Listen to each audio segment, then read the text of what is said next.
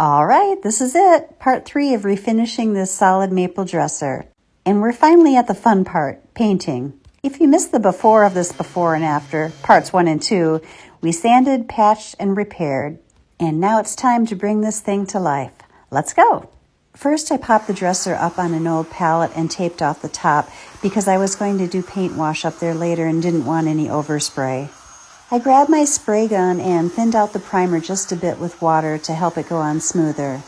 Once it dried, I gave it a light sanding because nothing makes the finish as professional as sanding in between coats. And surprise, that first primer coat always reveals the little dings you swore you already fixed. So out came the Bondo again to fill those in, and then I hit it with a second coat of primer. This part's sped up, but in real life, it's just me and the spray gun in a very committed relationship.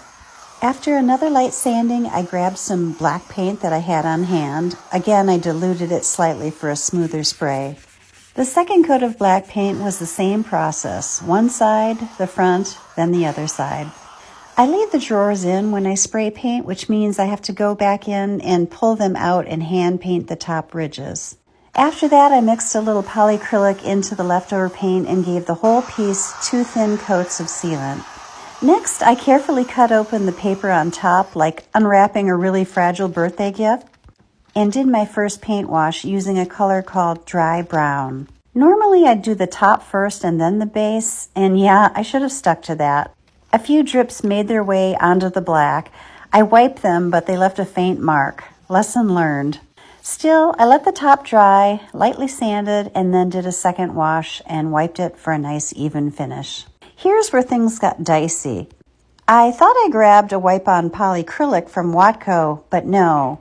Turns out it was their wipe-on polyurethane. Totally different beast. It went on thick, it was hard to spread, and it didn't level well. I sanded in between coats, tried again, still had some unevenness, so I gave it another sanding and touched up the trouble spots manually. It's not perfect, but it's honest work. As a reminder, here's where it started, and here's the after. I think this piece turned out elegant and stately. The matte black base paired with that caramel-colored top and the original hardware, chef's kiss. What do you think? Would you keep it or flip it? My name is Meg, and I show you practical tips for refinishing and flipping furniture. Be sure to hit the follow button for more.